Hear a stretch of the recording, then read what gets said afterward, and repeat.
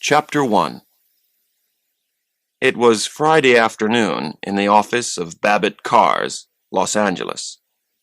Charlie Babbitt was shouting on the phone. "But I have waited 5 weeks for these cars. Where are they?" On another phone, Charlie's secretary, Susanna, was talking to a customer. The customer wanted 6 Lamborghini cars, and he wanted them that day. Then a call came from the bank. Susanna put her hand over the phone. "They want you to pay back the money you borrowed," she said. "They want it this afternoon." "Tell them I'll pay on Monday," said Charlie. Then he spoke into his own phone. "You can have the cars on Monday, sir." "Yes, I'm sure." "Thank you, sir." Charlie put the phone down and smiled for the first time in a week. Monday. And this was only Friday. He had the weekend to think of something to save his business. He looked over at Susanna, his Italian secretary. She was his girl, and she was so beautiful. Charlie loved every part of her little body, her big black eyes, her long brown hair. "Are you ready for our weekend in Palm Springs?" Susanna looked surprised.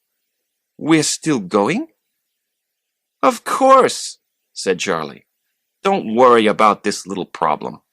I'm going to make $80,000 from those cars." He smiled his best smile. "Not bad for 2 or 3 phone calls." They were driving through the desert when a call came through on Charlie's car phone.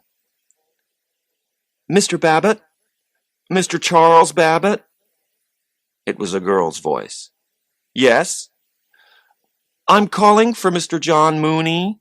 He's your father's lawyer here in Cincinnati. And I'm sorry, but it's bad news. Your father has died, sir." "Oh, no," Susanna said, her eyes on Charlie. But his face didn't change, and he didn't say a word. "The funeral is on Sunday, Mr. Babbitt.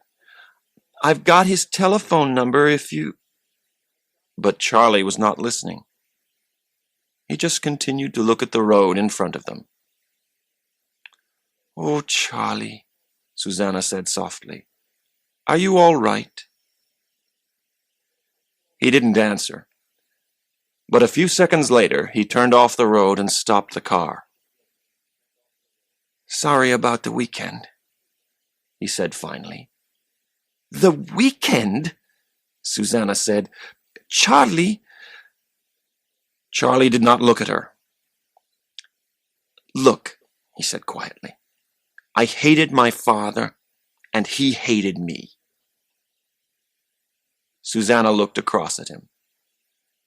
Charlie was only 26, but she thought he was the most handsome man in the world. He was tall and strong, with thick dark hair and a wonderful smile. "Poor Charlie. That's very sad.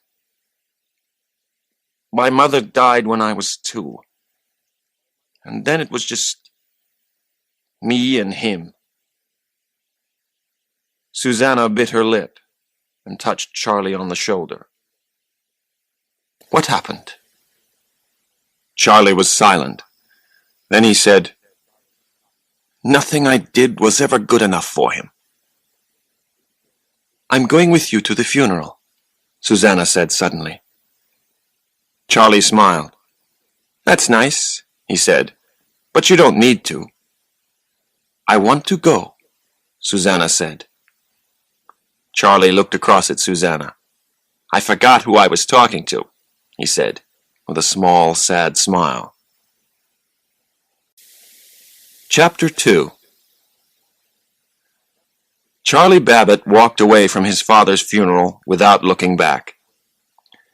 Getting into the car beside Susanna, he said, "We're going to stay in Cincinnati another night, okay?"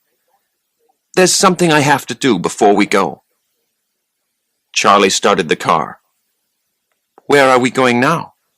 Susanna asked. "East Walnut Hills."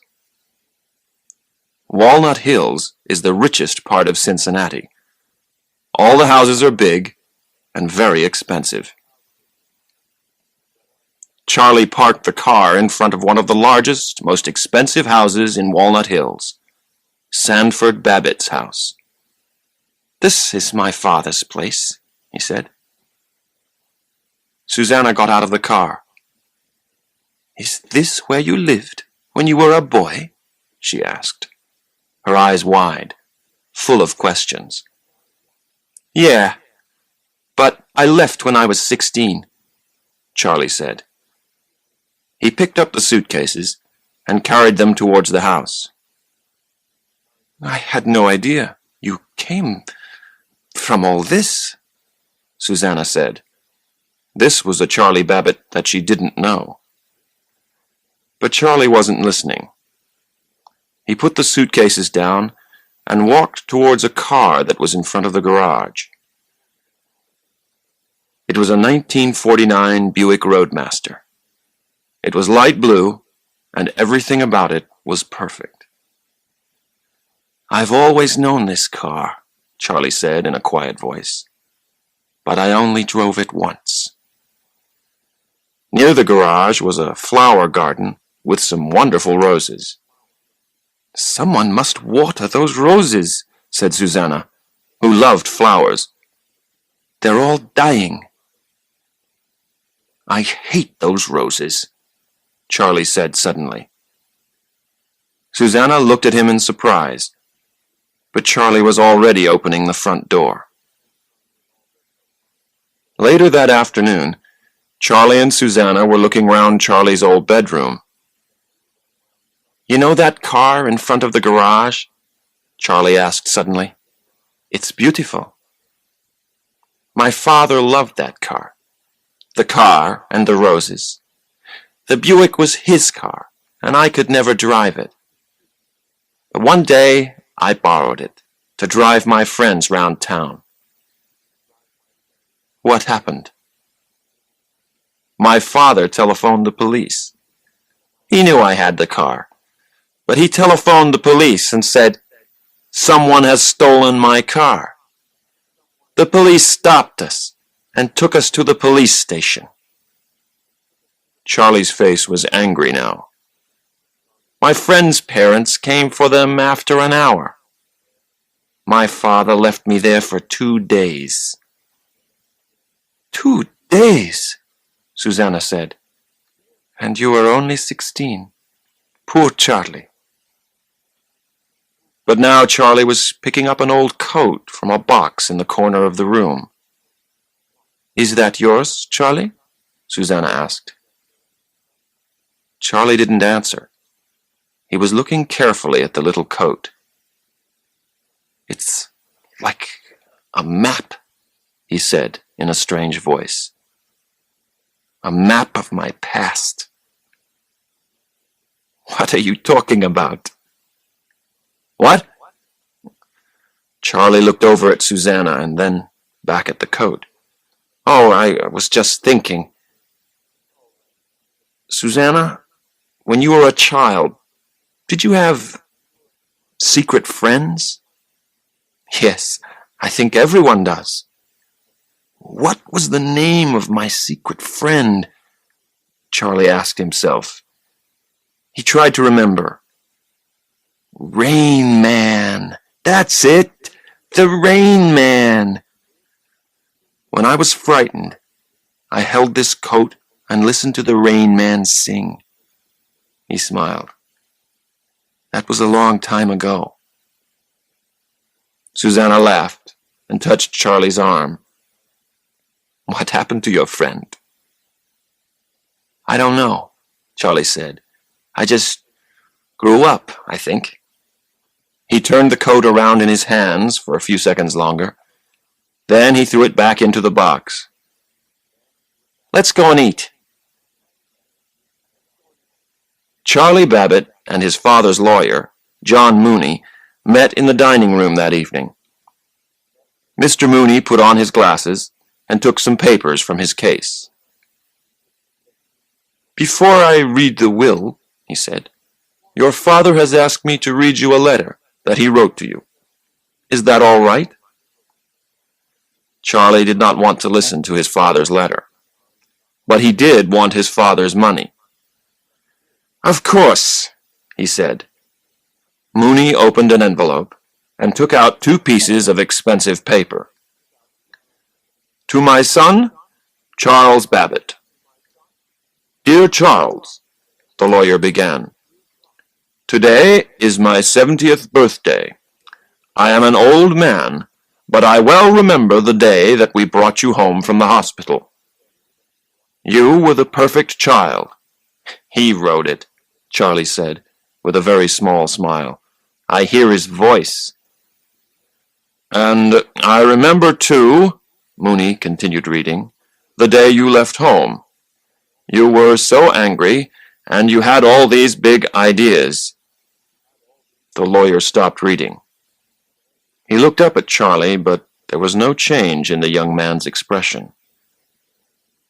Mooney did not look up from the letter again. "You did not write, or telephone, or come back into my life in any way. For all these years I have not had a son. But I want for you now what I always wanted for you. I want you to have the best life possible." John Mooney stopped reading and put the letter back into its envelope. The old lawyer seemed sad. Charlie did not say anything. He just sat there waiting for Mooney to read the will. Now Mooney picked up the will. Without looking at Charlie, he began to read. "To Charles Sanford Babbitt, I give my 1949 Buick. I also give him my roses." Charlie moved anxiously in his chair. He did not like what he was hearing. "I am leaving my home and all my money to someone who is very important to me. Because this person cannot use the money, a friend will look after the money for him."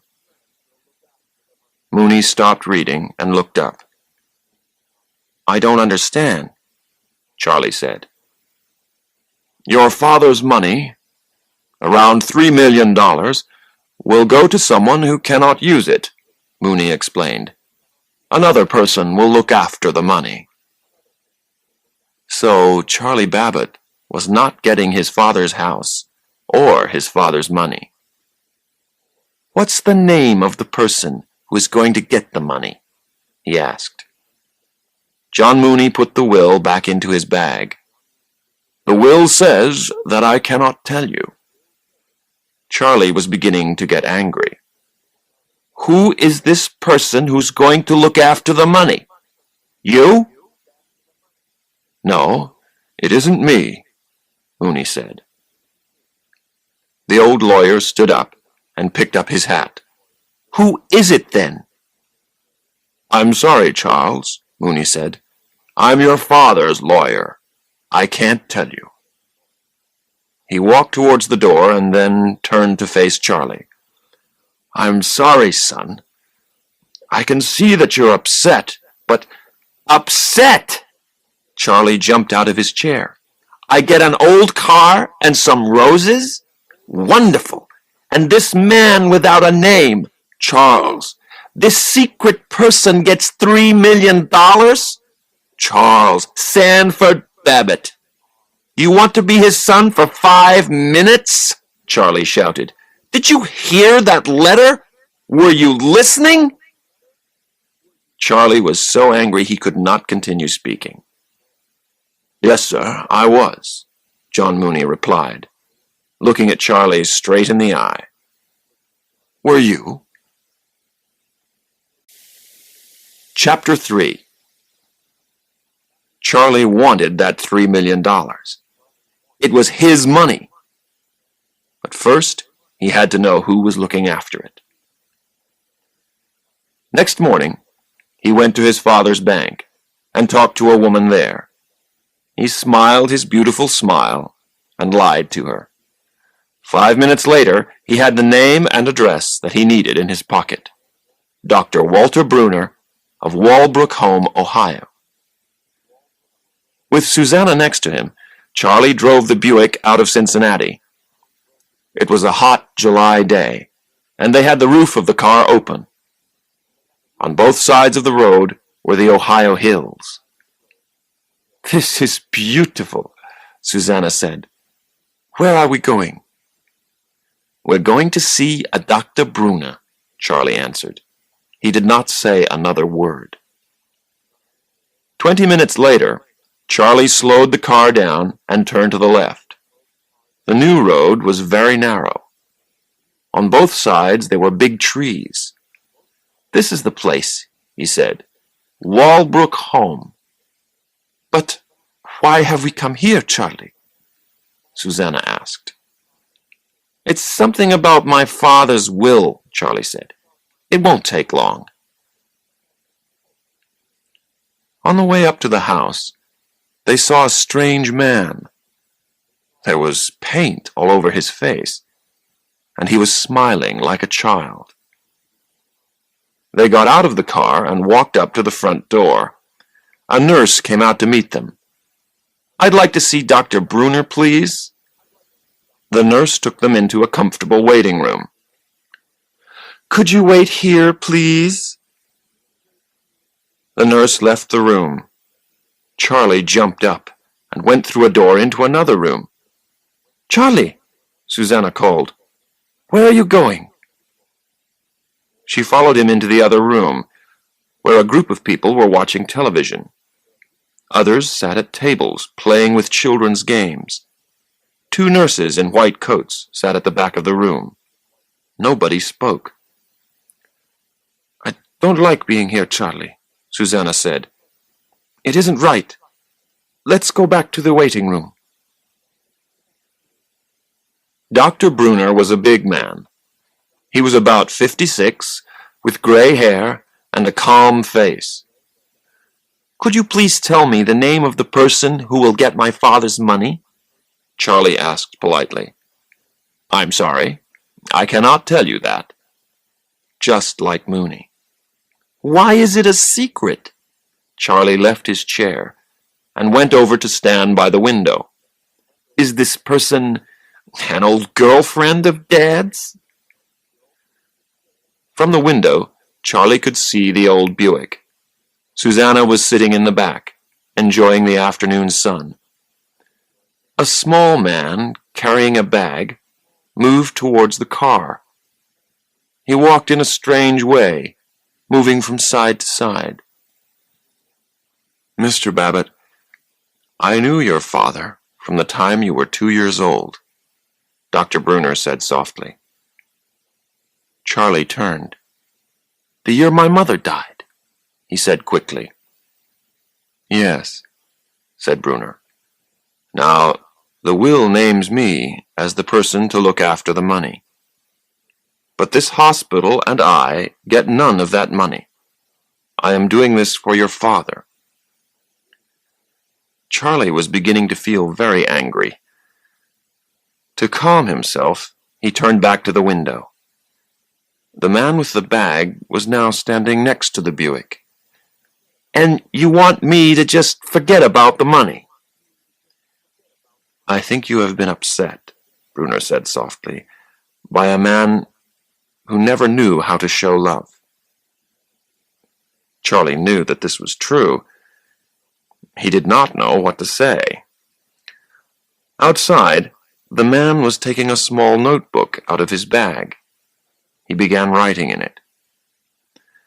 "I understand how you feel," Dr. Bruner continued, "but there's nothing I can do." "I'll fight for my money, Dr. Bruner," Charlie said. Dr. Bruner got up from his chair. "I'm sure you are a fighter, Mr. Babbitt," he said.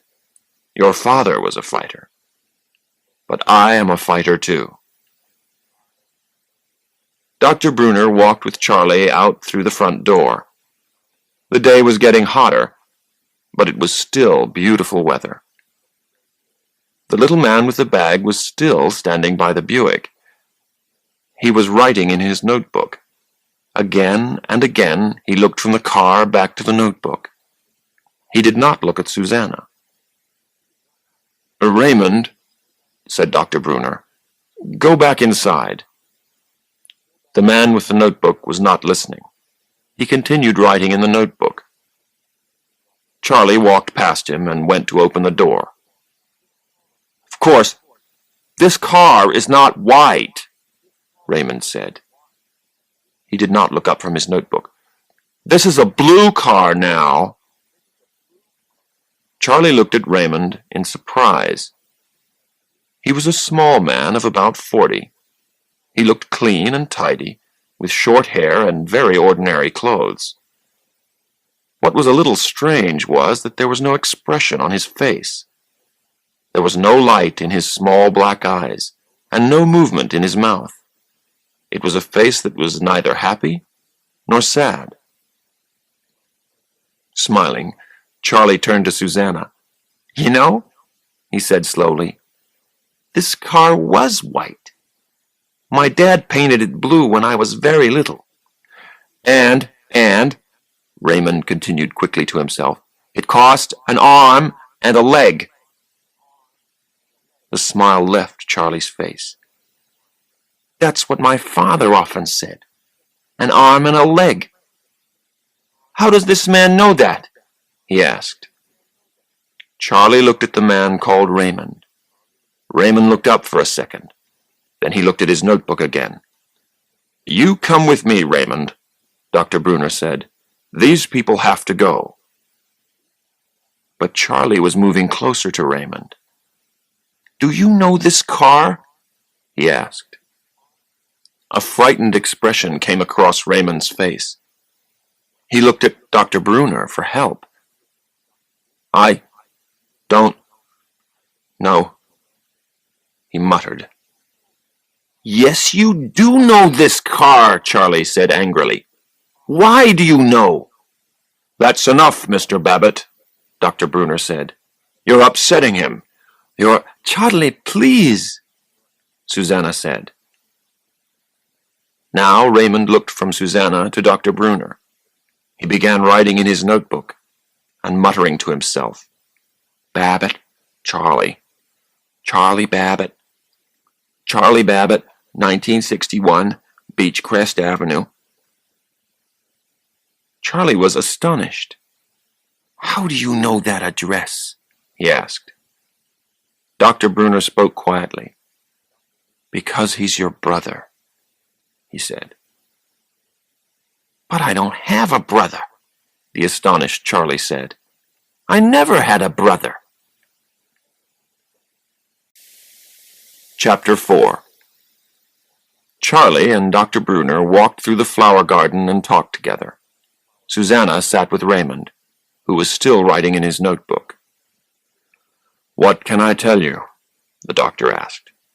"Where to begin?" "What does he write in that notebook?" "He writes down things that he thinks are dangerous.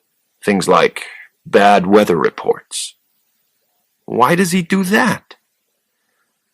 "I think he writes dangerous things down to try and hide them. Raymond sees danger everywhere. Any change frightens him. That is why he always does things in the same way every day." "What do you mean?" "Raymond always eats the same way, sleeps the same way, talks the same way. Everything. But he's a person, your brother. In some ways, a very intelligent person." Dr. Brunner looked at Charlie for a second or two. Then he continued. "Raymond cannot have relationships with other people, and he cannot see the relationship between things. He talks to you, but he also talks to the car and the television. Everything is the same to him. Doctors call this sort of person autistic." Charlie thought about this. It was difficult to understand. And the most important thing is that Raymond can't feel. He cannot be happy or sad in the way that we are happy or sad. Dr. Brunner stopped speaking and looked at Charlie. Charlie was biting his lip and looking over at his brother. "What Raymond did with you today, that was very good," Dr. Brunner said softly. "Very good for a stranger." Charlie shook his head and laughed. "The world is strange," he said. $3 million. What's he going to spend it on? It was late afternoon. Charlie was walking with Raymond. Susanna waited in the car. She thought that Charlie was saying goodbye to his new brother. Charlie walked quickly towards the Buick. Raymond walked next to him. "This is Daddy's car," Raymond said. "It was white, but now this is a blue car." Charlie got into the Buick. "Get in, Raymond," he said. Raymond got into the car. "Charlie, wait a minute," Susanna said. "Where are we taking him?" "For a holiday," Charlie said. He started the car, and they drove away. Raymond looked back over his shoulder at the house that they were leaving. There was no expression on his face, but it was very clear that he was anxious. "Don't worry, Raymond," Susanna told him. "You're coming back." Charlie said nothing. Chapter 5. They drove back to Cincinnati. Raymond sat in the back of the Buick and watched the road go by. He said nothing to Charlie or Susanna, but muttered strange things to himself. They went to a hotel and took 2 rooms. Charlie showed Raymond his room. "This is your room, Ray," he said. That was a big mistake. Raymond looked around the room. "This is not my room," he said. There was a frightened expression on his face. "This is not my room." "Just for tonight," Charlie said. "Until we take you home," Susanna said. But Raymond was very upset now. He was shaking his head from side to side and muttering to himself, "Of course, I'm going to be here a long time, a very long time. Of course, they moved my bed." "Sorry, Raymond," Charlie said.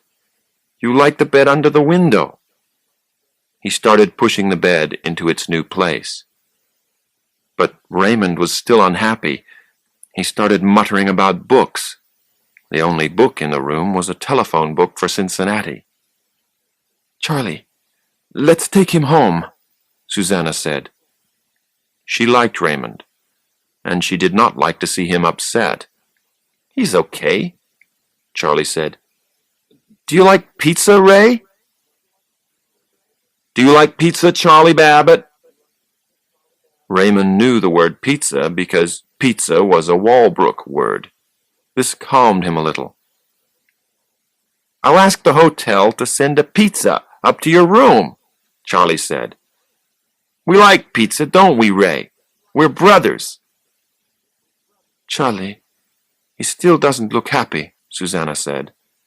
"I don't understand why you brought him here. I think he wants to go back to Walbrook." "Ray's fine," Charlie said. "All he needs is some TV and some pizza." "What's on TV, Ray?" Raymond looked at his watch. "The Lucky Money Wheel," he told the watch. "Great. Sit down and you can watch it." Charlie turned on the television. The Lucky Money Wheel came on. "You've got your TV?" Charlie said. "You've got a pizza coming? Aren't things good, Ray?" Charlie looked at Raymond, and Raymond looked at Charlie, but there was no expression on his face. "Do you ever smile, Ray?" Charlie asked. "Do you ever smile?" Raymond repeated. There was still no expression on his face. Raymond sat on his bed and watched television. Charlie came in with a pizza. Ray looked at the pizza and shook his head. "What's the problem, Ray?" Charlie asked. Raymond wanted to eat the pizza the way that he ate it at Walbrook. Charlie cut the pizza into tiny squares for him and put each square on a toothpick. Charlie and Susanna went off to their room. Raymond watched a film. A man in the film told his son to turn the television off. Raymond got up and turned his television off. Raymond continued to look at the television, but now there was nothing to watch. He heard the sound of another television in Charlie and Susanna's room. Raymond got up and went into their room. Charlie and Susanna were in bed. They did not see Raymond come into the room. Raymond sat on the end of the bed and watched the television. Susanna saw him first. "Charlie," she said in a quiet voice, "Raymond is sitting at the end of the bed."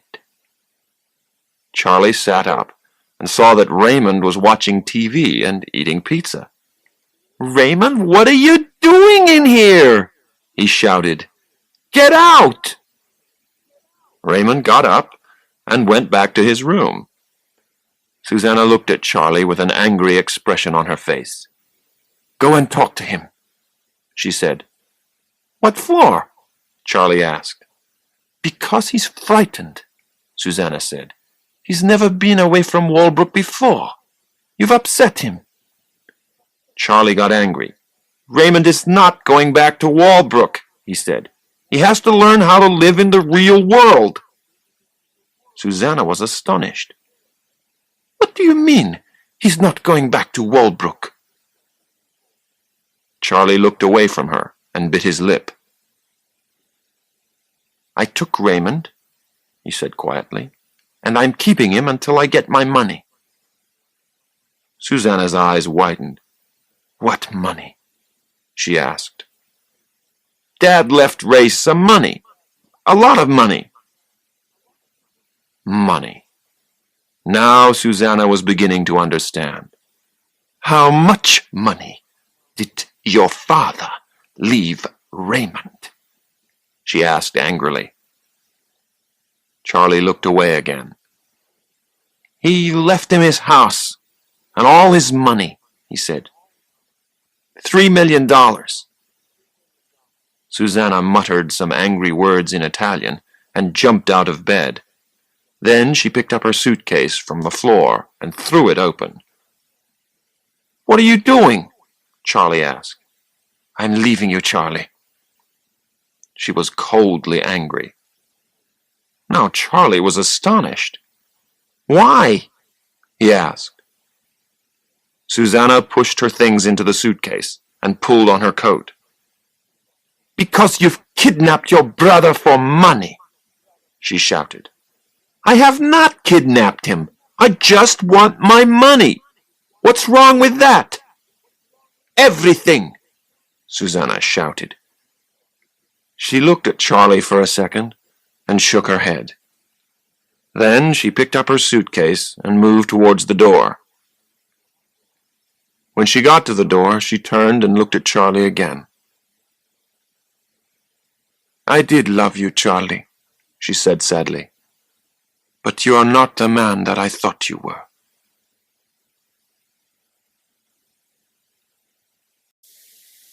Chapter 6. The next morning, Charlie took Raymond to have breakfast in a cheap restaurant near their hotel. A pretty waitress came to their table. "Good morning," she said. Raymond read the girl's name on the front of her dress.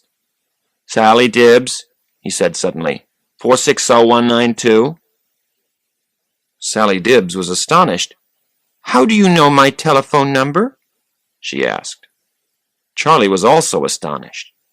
He looked at Sally and then at Raymond. "How do you know our number, Raymond?" he asked. "A telephone book," Raymond muttered. "In the hotel. A telephone book."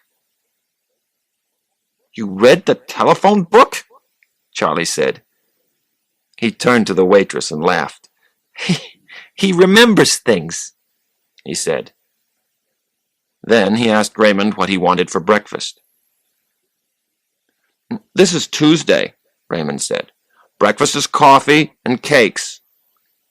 That's fine, Charlie said to the waitress. We'll have coffee and cakes. The waitress went to get the food. Suddenly, an anxious expression came across Raymond's face. Where are the toothpicks? He asked. We don't need toothpicks for cakes, Charlie said. Raymond shook his head from side to side. Where are the toothpicks? He repeated. Where are the toothpicks? Charlie closed his eyes and counted to 10. All right, Raymond, he said. I'll get you some toothpicks, but I'm also going to make a phone call. I want you to wait for me here. Charlie was on the phone. Dr. Bruner, this is Charlie Babbitt. Dr. Bruner was silent for a second. Then he asked calmly, Where are you, son? That's not important, Charlie said. What is important is who I'm with. You have to bring Raymond back, Mr. Babbitt, the doctor said. Yes, I will, Charlie said. When I get my $1.5 million, sir. All I want is my half of the money. I can't do that, Mr. Babbitt. You know I can't. Charlie turned to watch Raymond. He wasn't at their table. Then he saw him. Raymond was looking all round the restaurant. He still did not have his toothpicks. Bring him back, Mr. Babbitt, Dr. Bruner repeated. Bring him back now. I have not kidnapped him, Charlie said. This was something which worried him. Was Susanna right? Was Charlie the businessman now Charlie the criminal? I know you haven't kidnapped him, Dr. Bruner said. Raymond is not a prisoner at Walbrook. He's always free to leave us. Charlie breathed more easily. But we know how to look after Raymond here, Dr. Bruner continued. We know what he needs. You do not know anything about Raymond, Mr. Babbitt. Raymond was still looking round the restaurant for toothpicks. Charlie watched him anxiously. I'm Raymond's brother, Charlie said into the phone, and my lawyer says I can get custody of him. If you want Raymond back, give me my money. It's not your money, Mr. Babbitt, the doctor was saying. Charlie was not listening. He was waving to the waitress. Toothpicks! He shouted, and he pointed at Raymond. He wants toothpicks! I cannot give you what you want, Mr. Babbitt, Dr. Bruner continued. At last, Sally gave Raymond a full box of toothpicks. Raymond took the box back to their table. Charlie was getting angry. Dr. Bruner, you've made a big mistake, he said. He put the phone down and walked over to where Raymond was sitting. We're leaving, Raymond. Raymond stood up quickly and knocked the box of toothpicks off the table. The box fell to the floor and broke open. The toothpicks went everywhere. Oh, Raymond! Charlie shouted. But Raymond was looking down at the toothpicks on the floor. 82, he muttered. 82, 82, 82. Toothpicks. Charlie shook his head. Ray, there's a lot more than 82 toothpicks down there. Raymond's expression didn't change. 82, 82, 82. Of course, that's 246 toothpicks. Charlie turned to Sally Dibbs. How many toothpicks in the box? He asked. The girl picked up the box and read the number off it. 250. Charlie smiled at his brother. That was very close, Raymond, he said. Come on, let's go. We're going to the airport. I have to go back to Los Angeles. As they walked to the door, Sally Dibbs called after them. "He was right. There were 246 toothpicks on the floor. The other 4 are still in the box." At the airport, Charlie telephoned his office. The news was not good. Both the bank and the customer for the Lamborghini cars were still very unhappy. Charlie needed to get back to Los Angeles fast. Charlie picked up his bag. "Okay, Raymond," he said. "We've got to move quickly. Our plane leaves in 6 minutes. Look, there it is out there." Charlie pointed out through the window at the plane. Raymond suddenly looked very anxious. "Crash," he muttered. "That plane crashed in August 16th, 1987. 156 people were... They were all..." "That was a different plane, Ray," Charlie said. "This is a beautiful plane. This one is safe." "Crash," Raymond muttered. "Crash and burn." Charlie did not know what to do.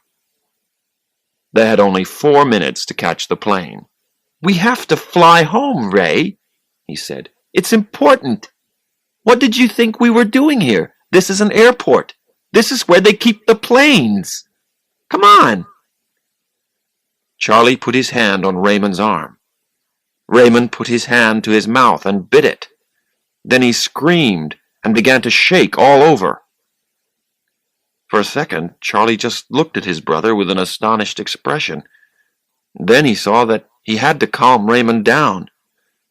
"It's okay, Raymond," he said quickly. "It's okay. We'll drive to Los Angeles. It will take 3 days, but we'll drive. No planes." Raymond stopped screaming. His body stopped shaking, and slowly the anxious expression left his face. "I'm sorry, Raymond," Charlie said softly. "I'm sorry I upset you." Charlie turned and began walking out of the airport. A second later, Raymond followed him.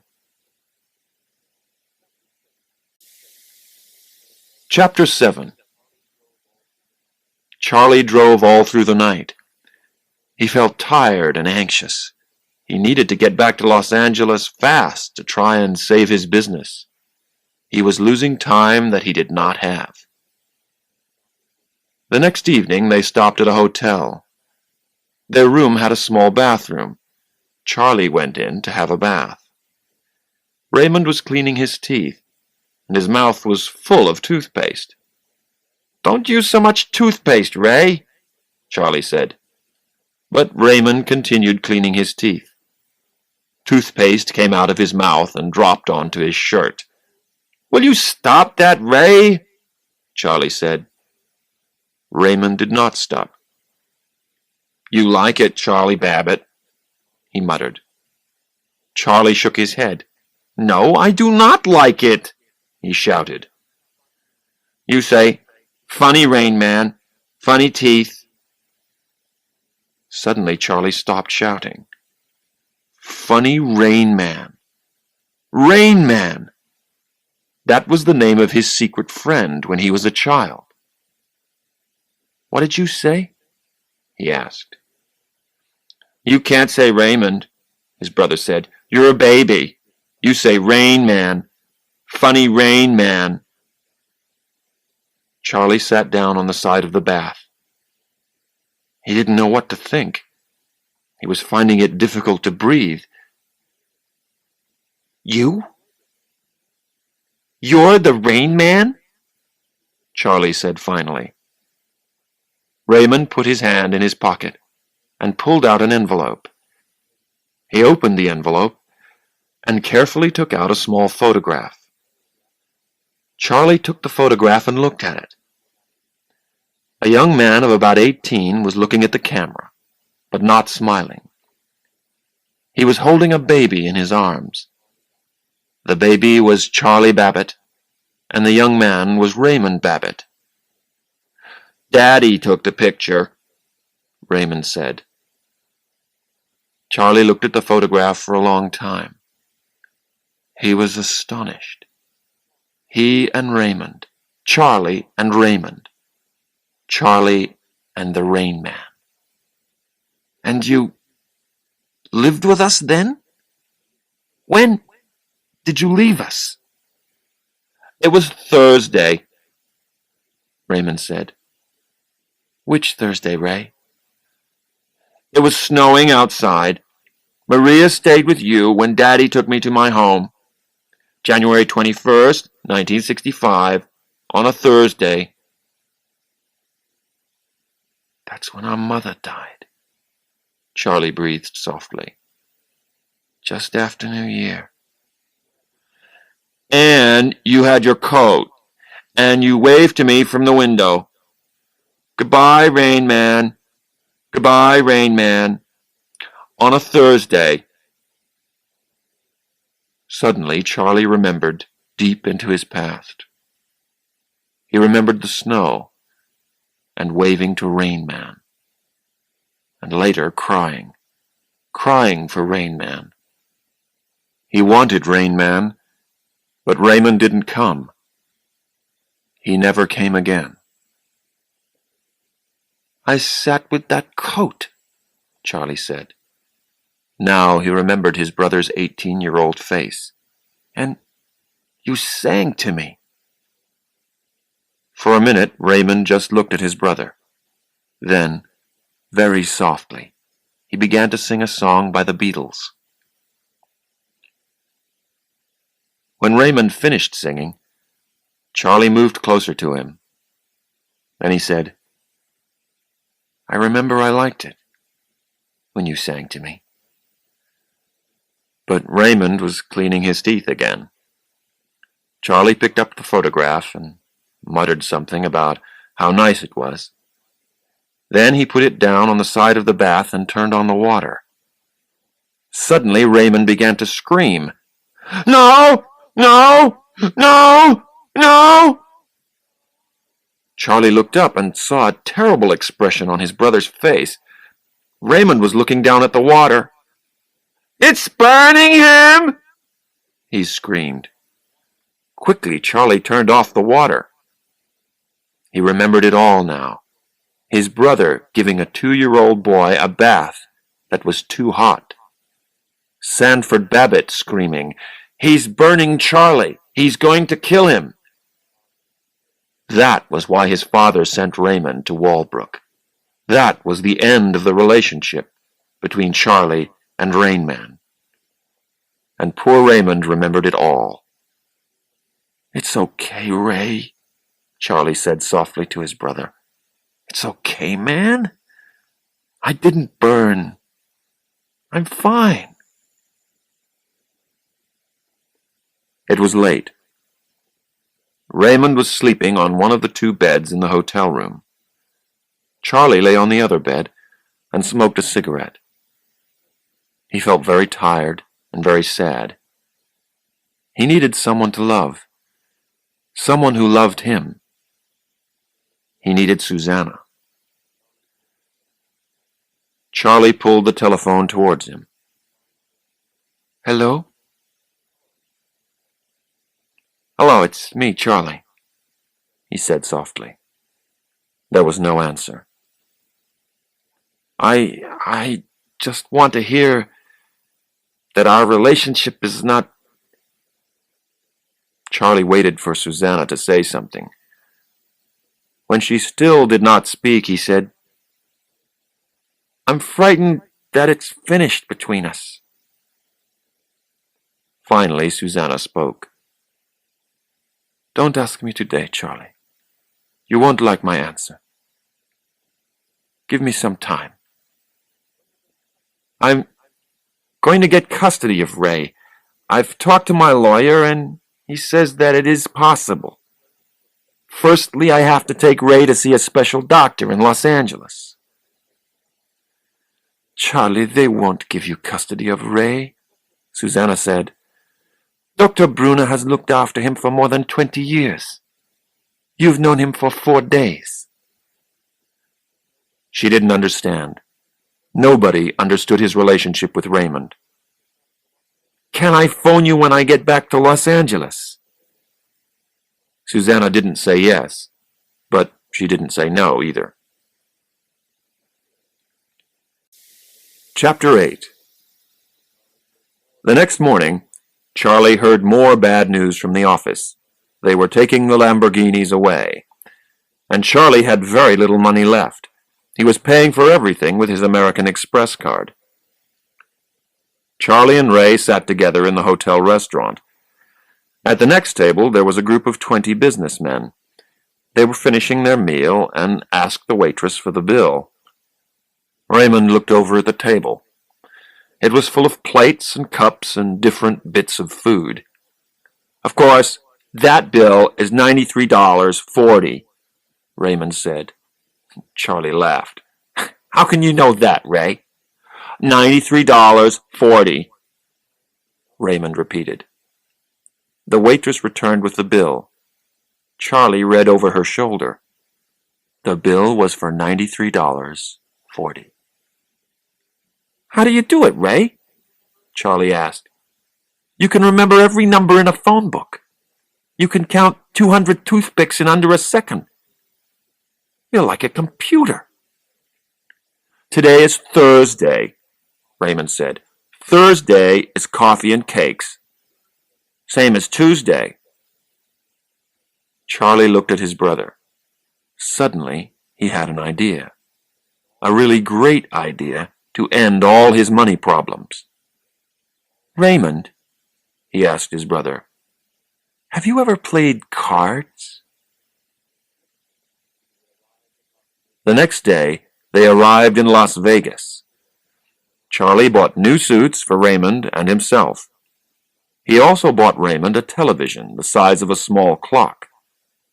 Then he showed his brother how to play cards.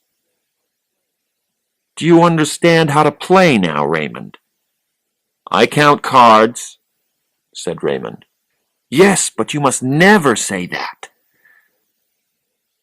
They went into the Golden Casino at 4 o'clock in the afternoon. They sat down at one of the card tables. 5 hours later, they got up from the card table. Charlie was very, very tired, but very happy. He smiled at his brother. "Raymond, you have won us $90,000. Raymond did not look up from the television he now carried everywhere in his hand. $89,756, he said. And that was only in one visit. "You're going to make us rich, Ray," Charlie said. Raymond looked from his television to his watch. 8 minutes to bedtime, he said. 8 minutes. Charlie smiled. Raymond was still Raymond. "Ray, we're going to stay in the best room in the hotel here," he said. "Tomorrow we're going to come down and enjoy ourselves. Perhaps we'll find you a girl." Raymond was watching his television again. "A girl," he repeated. "Yes, why not?" But first, Charlie needed a hot bath and a good night's sleep. And he needed to talk to Susanna again. There was a knock on the door. Charlie opened it. "Susanna!" Charlie put his arms round the girl that he loved and kissed her. "Ray, Susanna's here." "How did you know we were here?" Charlie asked her. Susanna spoke softly. "They told me at the office," she said. "I'm sorry they took the cars away." "Oh, don't worry about that," Charlie said happily. "We have some news to tell you. Ray, tell Susanna what we've done." "We played cards," Raymond said. "I counted cards and we won money." "What?" Susanna asked. "It's a long story," Charlie said, pulling Susanna towards the bedroom. "We'll talk about it later." Raymond knocked on the bedroom door. "Come in," Charlie called. Raymond opened the door and stood there with his little television in his hand. 6 minutes until I find a girl to dance with, Raymond said. You said 10 o'clock. A girl? Susanna asked. Charlie was getting out of bed. I taught him to dance. Now we're going to try to find him a girl to dance with. 5 minutes, Raymond said. They walked round the Golden Casino for an hour. It was very difficult to find a girl for Raymond to dance with. To other people, Raymond seemed strange. Charlie pointed to one of the tables. This is where we played cards, he said. Suddenly, he felt a hand on his shoulder. He turned around to see two big men in suits. Mr. Babbitt? Yes? The boss wants to see you, please, one of the men said. He did not smile, and Charlie guessed that there was a problem. Charlie turned to Susanna. Can you take Raymond back to our hotel room? Of course, Susanna said. Susanna and Raymond took the lift back to their room. Raymond was watching a film with Fred Astaire and Ginger Rogers on his little TV. In the lift, Susanna looked at Raymond and felt sad for him. Raymond, have you ever danced with a girl before? She asked. I've danced with Charlie Babbitt, Raymond said. One time, with Charlie Babbitt. He did not look up from his TV. The music from the dancing below came into the lift. I like this music, Susanna said softly. Do you want to dance with me, Raymond? Susanna stopped the lift between two floors. She moved closer to Raymond and took his hand in hers. They started to dance inside the lift.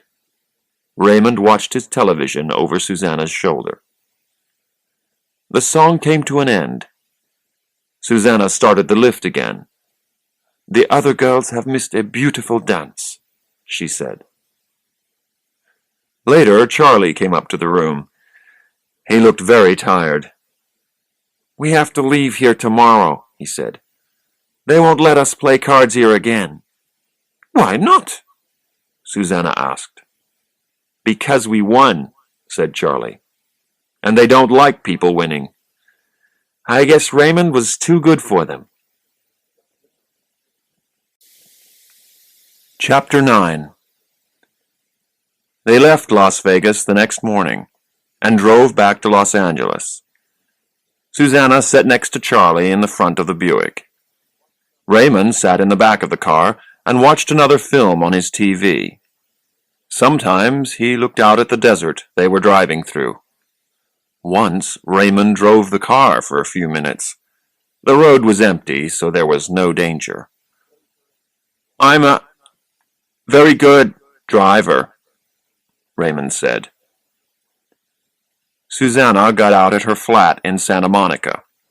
Charlie and Raymond drove on to Charlie's house in Los Angeles. There was a letter waiting for Charlie. It was from Dr. Bruner. I'm staying here in Los Angeles, at the Hotel California, the letter said. Please, come and see me. I think we need to talk. That night, Charlie went to see Dr. Bruner at his hotel. Mr. Babbitt, I want to stop playing games, Dr. Bruner said. My lawyer is talking to your lawyer. He is explaining to him the facts. Raymond will see a special doctor on Friday. This doctor will decide who gets custody of Raymond, and you are going to lose. I think that is for the doctor to decide, Charlie said. But I have helped Raymond more in 1 week than you have in 20 years. You think you have helped Raymond, Dr. Bruner said. But Raymond is still autistic. He will always be autistic. Neither you nor I can change that fact. Charlie turned to go. "I'll see you on Friday, Dr. Bruner." "Don't you understand, Charlie?" Dr. Bruner called. "Even if they give you custody of Raymond, you will not get your father's money. I don't have to pay you anything." "Goodbye, Dr. Bruner," Charlie said, walking away. Dr. Bruner called after him. "I'll give you $250,000 to have Raymond back now." Charlie stopped walking and turned round to face the doctor. He shook his head. "I don't want your money, Dr. Bruner," he said. "I want my brother." Friday came. Dr. Marston sat at his desk. Next to him was Dr. Bruner. In front of him were Charlie and Raymond. The two brothers were both wearing suits. "There's no easy way to say this, Mr. Babbitt," Dr. Marston began. He did not need to continue. Charlie understood. "You're sending Raymond back to Walbrook," he said. "They can look after him there," Dr. Marston said. "They understand Raymond's problems." "But Raymond has changed," Charlie said angrily. "He has only been 7 days with me, and already he is getting better. And you don't like that." Dr. Marston and Dr. Bruner sat silently for a minute. Then Dr. Bruner turned to Raymond. "How was your holiday, Raymond? Tell me what you did." Raymond held his little TV to his heart. "I played cards," he said, "with Charlie Babbitt, and I drove Daddy's car." Dr. Bruner laughed. "You drove a car, Raymond?" "It was on a quiet road," Charlie said. "And I danced with Susanna," Raymond said.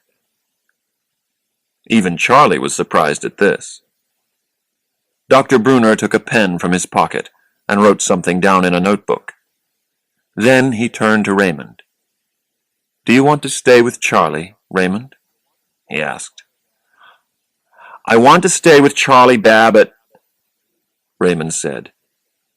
"You see," Charlie said, "Raymond wants to stay with me." But Dr. Bruner did not look at Charlie. He looked at Raymond. "Do you want to go back to Walbrook, Raymond?" "I want to go back to Walbrook." Dr. Bruner wrote again in his notebook. Dr. Marston also wrote something down. "But what do you want to do, Raymond?"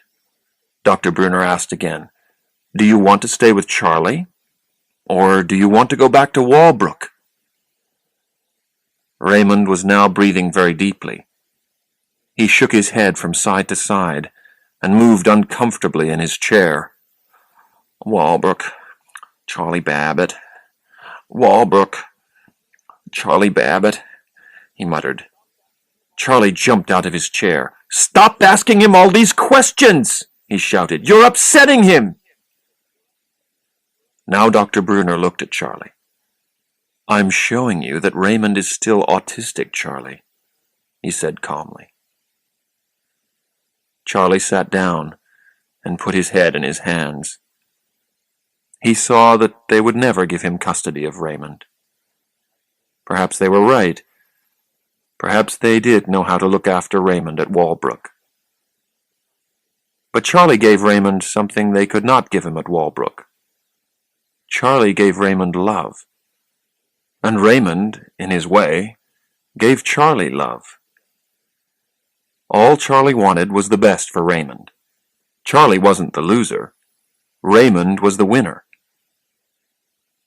"Ray, they want you to go back to Walbrook," Charlie said slowly to his brother. He looked up at the two doctors. "Can I visit him?"